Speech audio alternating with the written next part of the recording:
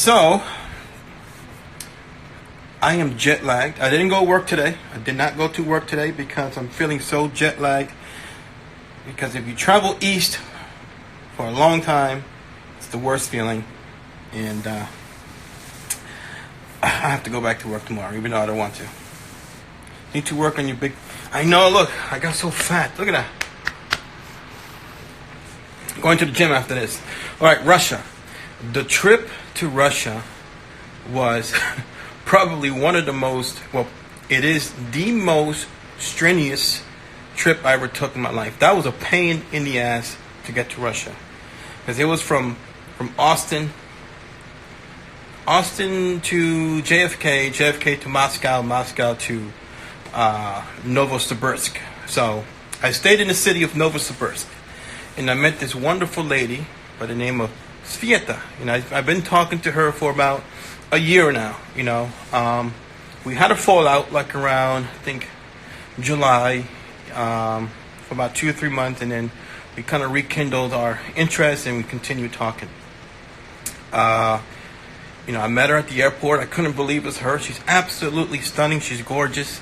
She's beautiful, and I couldn't believe she was there. Honestly, it was an amazing experience. But let me tell you, Novosibirsk is very different from the United States. As soon as I arrived, nobody speaks freaking English. Nobody.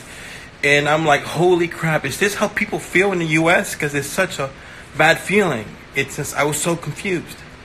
Anyhow, I'm gonna cut the long story short. So my intent was to go over there and pretty much just see how it goes and propose. I got the ring here and see how it went. Obviously, I did not propose if I got the ring. And yes, the ring was designed specifically for her and for her only. It's not like a catch-all. And I know people saying some rumors that that's the ring from Ximena, which makes no fucking sense. It's a brand new ring. Anyhow, no, it's just what happened is we had to ask the tough questions. I couldn't just go and jump into something like this without asking the tough questions. It's very essential for both of us to ask the tough questions. So she asked the tough questions. And as embarrassing as it was, because, recently I have done a lot of stupid crap, and I had to admit to a lot of things that I did not want to admit, but I did it because, I just wanted to do things right from the beginning. Anyhow, she questioned everything, and I laid it all down the line, and, she accepted it. She was really cool, and pretty much it was my turn. And so there was a couple questions in my end that, I felt uncomfortable to proceed. Don't you want to be in love before?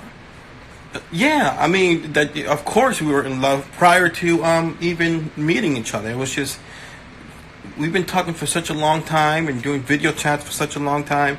The chemistry is there. The chemistry is still there. But she needed to answer these questions. There's no way.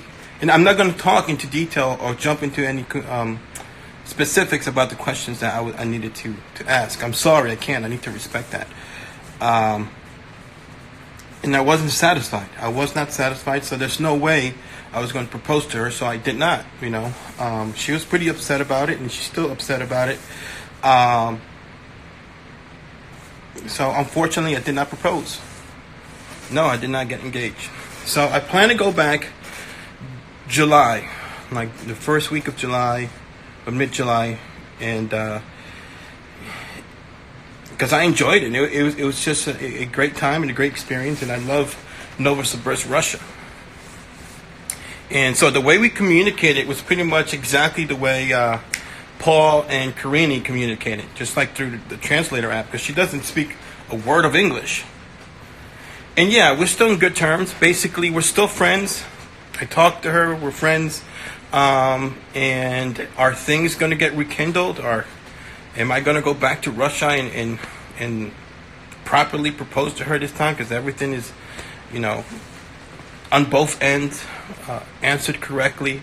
Because I'm trying my best to do my part, you know, because I'm pretty much going to bring her to a foreign land where she doesn't speak the language. You know, she doesn't understand how it is, the culture, blah, blah, blah, blah, blah, blah. So my responsibility is just to be as honest as possible and admit all my dumbass mistakes, which I always do dumbass mistakes. And so, hopefully, I don't know. The situation right now is a big question mark. I have no idea. No, you can't see the ring. You can't see the ring. What if things work out? It's going to be, no, that's got to be for her eyes only first. No, I speak to her every day. How can you fall in love with someone you can barely speak to? No, we speak through a app, and the app is called Viber. Viber, and it translates everything for you. And in Skype, there's a robot in Skype that pretty much you speak, and the robot pretty much translates what you say. It would be so much easier and cheaper to meet someone in the U.S. I just would like to meet anybody from this earth. It doesn't matter if it's from the U.S., Colombia, Russia, Philippines. It doesn't matter. Yeah, if things are... Yeah, I'm not going to show you the ring. There's no way. No, I haven't seen any of the 90 Day... I'll be honest with you, I haven't seen any 90 Day Fiance episodes. I've seen the first 3 episodes of my season. And after that, I haven't seen a single episode. So, but I know it's a good show and people like it. So that's pretty much it. I don't know.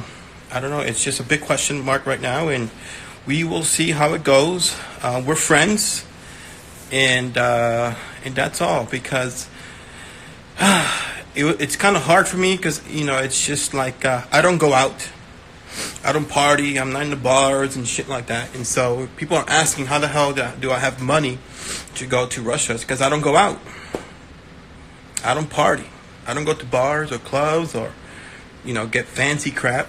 All I do is work out and work. That's it. That's my lifestyle.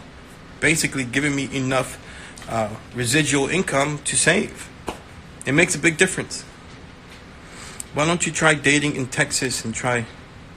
I tried dating in Texas. I did. In August, I did. And I went to a date with a beautiful woman. It just didn't work out. How's Amber? Does she want to travel with you? Amber can't travel with me because her mom does not approve the passport. I need her mom's approval for her to get a passport. Your priorities are to be yourself and your family. That's all that matters. Why don't you want to be on that show anymore? I'd rather do it like this. I gave you guys a little snippet of my adventures in Russia, and it was as honest as possible. It wasn't really, what's the word I'm looking for? Furnished to meet the demands of the customers, which are the audience. So yeah, I just rather do it myself, honestly. But overall, what I want to say for the guys out there, guys, if you want to have a good time, get your ass to Novosibirsk, Russia. It's a beautiful freaking country, and you're gonna have a blast. Trust me, you're gonna have a blast. And that's all. I know I met some people in Russia. One day we had an argument. And that night I just went out and spoke to some people, and I have a friend now, and so it's a pretty cool experience, and it's nice to have like a friend in Russia that it's not Sveta, and that's all. It's pretty cool. I mean, I can talk about this forever. Beautiful women in Transylvania. And it wasn't so cold. People was telling me that it was, I got lucky because I came on a warm front. Can you give an update on your little one? I don't give updates on my youngest child because This is the reason why I don't give an update to my youngest child, because I'm so close, and I'm not trying to fuck it up.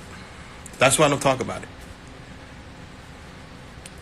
Did you drink lots of vodka? No. I just drank. I drank some of their local beer. I drank a little bit of vodka one day when I went out at night, and that's about it. I ate a lot of food. The food is it's pretty good. And the cost of the restaurants are so cheap, man. Like, I remember I took her out to a restaurant. I was like, get whatever you want. I got whatever I want, and the bill came out to like freaking $13, man. And that was like a feast.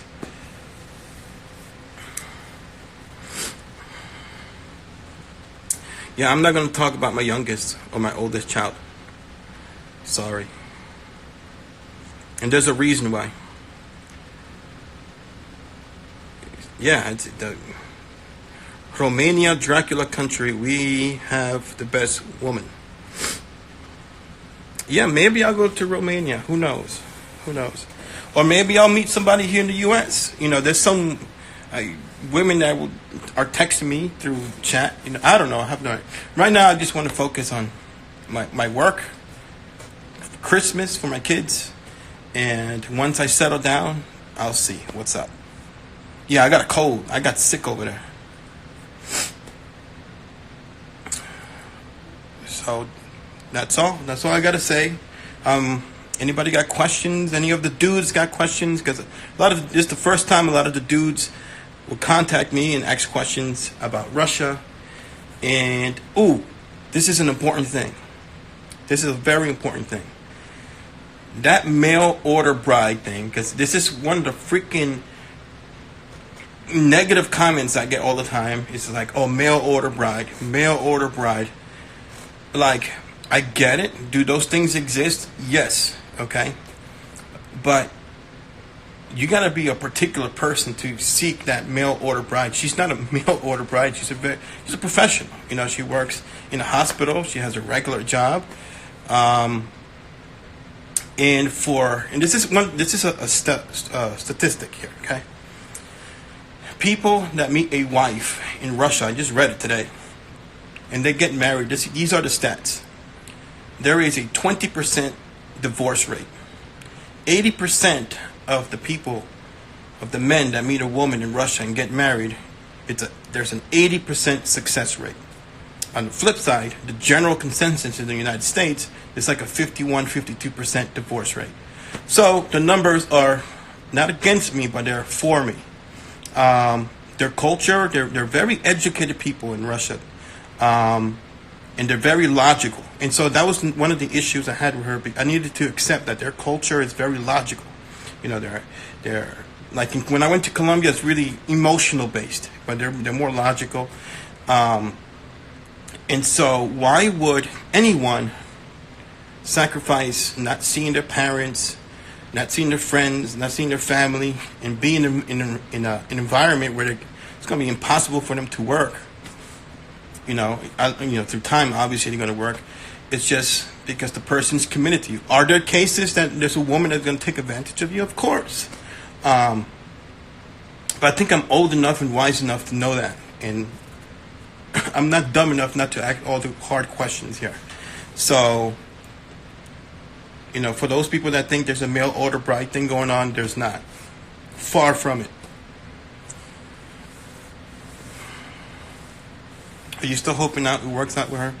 Right now, I'm just going to remain as friends, and we shall see what happens. At the moment, I don't want to even think about a relationship or even dating. I'll talk to people, but it's just like I'm just want to focus on myself a little bit more and work. You know, I've been getting a lot of good opportunities lately, and I need to capitalize on work. Because if I'm going to bring somebody here in the U.S., I got to take care of them. I got to be fully, fiscally responsible for that person, and that person should feel fully confident in me that I'm going to be able to take care of her. That's my role. Yeah, that's all. I'm just patience. Ever since my ex and the whole fucking mess, I've learned the skill of patience, and this working out thing gave me the skill of working for something and meeting your goals. So I've changed a lot. And let me see what time. I gotta hit the gym. And oh, by the way, I wanted to thank you guys. You guys were freaking awesome. Every time I put like a picture or like a video of Russia, you guys would send me, "Oh, I love the pictures. It's very interesting. It's so cool that you're doing this," and you just gave me motivation. Just to keep sending pictures. It was cool. You guys were awesome. Like most of you guys were so awesome in this process. It makes me want to do it again and again and again and again because you guys really enjoyed the whole adventure thing. I was like, oh, cool. I'm just showing these guys how it is, and you guys were really interested. I love that. That was so cool. All right. Let me get out of here. I'm out. Thank you for everything. And thank you for the support and love. I'm out.